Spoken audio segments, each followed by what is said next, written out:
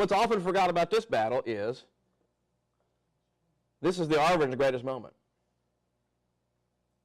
The majority of the fighting in the Citadel is done by South Vietnamese soldiers.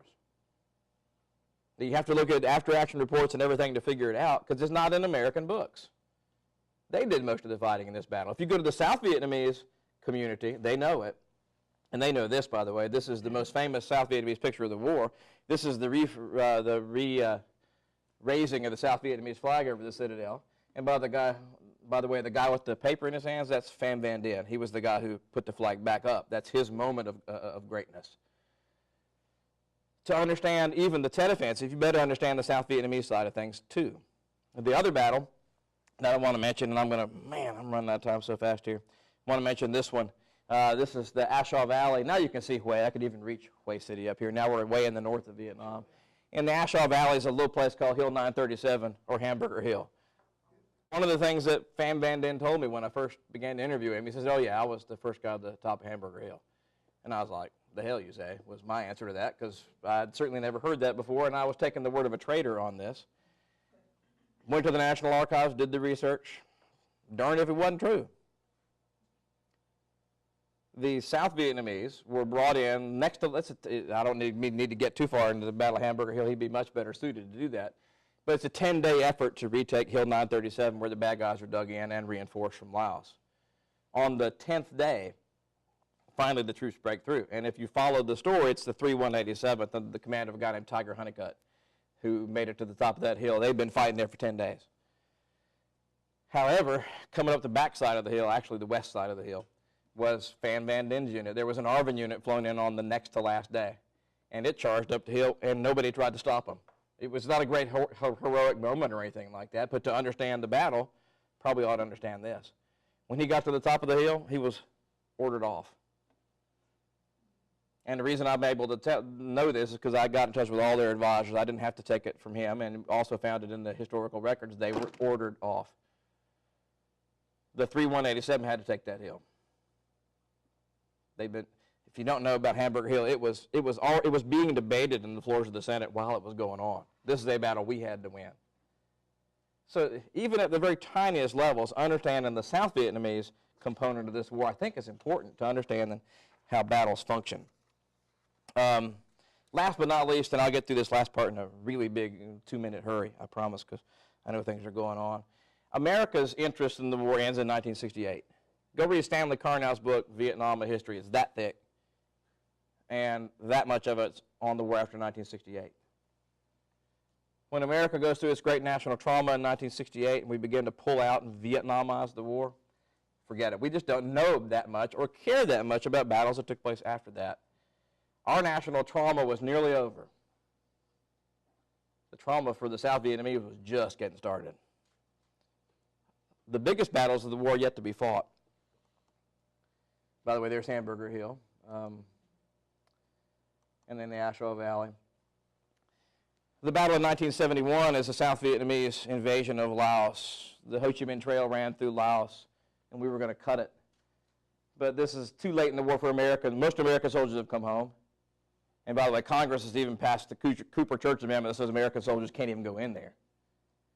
So for us to cut the Ho Chi Minh Trail, it's got to be the South Vietnamese that do it. Boy, oh boy, here's an army that's utterly dependent on us, utterly dependent on our commanders, utterly dependent on our air power. We tell it to go fight somewhere else. The soldiers are immensely brave.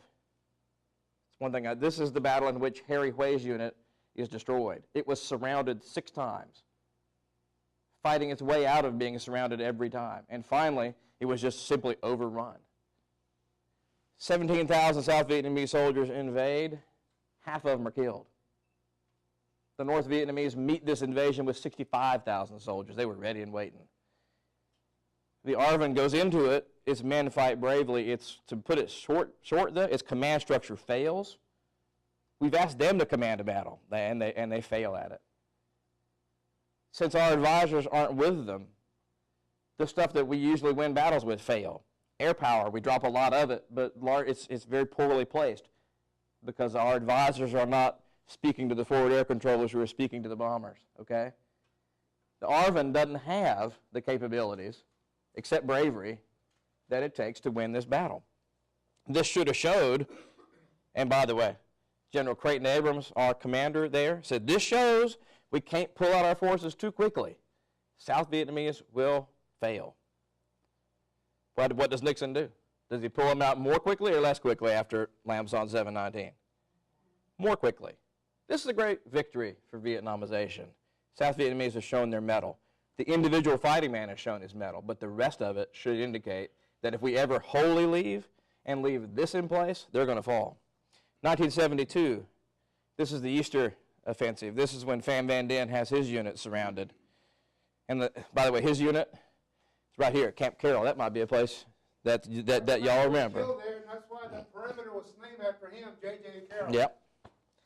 This is the old Marine part of the so-called McNamara line. From Con Thien in the east to Quai Son in the west, these are the areas that are supposed to stop the bad guys' invasion. Well, in 1968, over half of the American ground forces in Vietnam were based there because they knew that I Corps was the place where push was going to come to shove. In 1972, there's one ARVN division there, and it's brand new, and it's made mostly from ARVN deserters. This is the unit that Pham Van Dien is commanding here at Camp Carroll. He's commanding the 57th Regiment of the 3rd ARVN Division. Look what he has to face, too. His unit is first destroyed, and then the remnants of it are surrounded on Camp Carroll by elements of 3 NVA divisions, including tanks, rocket launchers, everything. The NVA get on the phone and say, here's your deal. You can surrender or you can die. His ARVN commander had called him just a little bit before then and said, you're going to fight to the last man, but I have to cut off my phone call now because I'm late for my tennis match. Dien, when faced with the same problem his protege had been faced with the year before, decided 2 things. First off, South Vietnam wasn't worthy of the destruction of his whole unit. And on the other side, America, the other great hope for South Vietnam, we've gone home. We're not there anymore. I'm not here to say his surrender and then his betrayal of his country is correct, but I think it's brutally understandable under that situation. Oddly enough, after his surrender, things hold firm in Easter Offensive of 1972. The North Vietnamese threw everything they had at South Vietnam. They only had 1 division left guarding Hanoi. Every division was invading South Vietnam. And notice I said we beat them. And man, I'm running too late. Man, we beat them. Because there were no American combat forces, ground combat forces in the Easter Offensive. But what did the South Vietnamese have to beat them? Still had American advisors.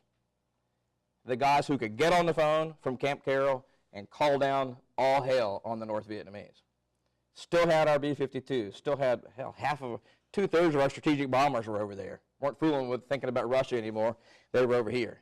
Bombing this area, pasting Hanoi with the linebacker offensives.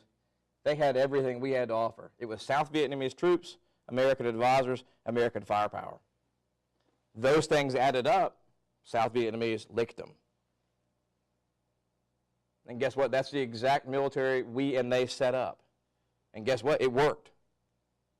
As long as we were there with them, it worked. It worked like gangbusters. But was it going to work without us? And I think that's the big question. And it wasn't. 1973, of course, the peace accords are signed. And without our massive firepower support, without our advisors, 1975 should not come as a surprise. Shouldn't surprise you in the least. Just the last couple pictures of those guys. I think the overall idea here, to fully understand the Vietnam War, you better write in the Vietnamese. Could you imagine writing World War II without the British? Without the Russians? To understand World War II, you better understand or the Germans, for instance. They may play a role in it. Yeah.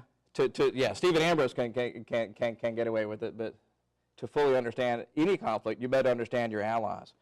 How do I get to the video? Because I want to end with that.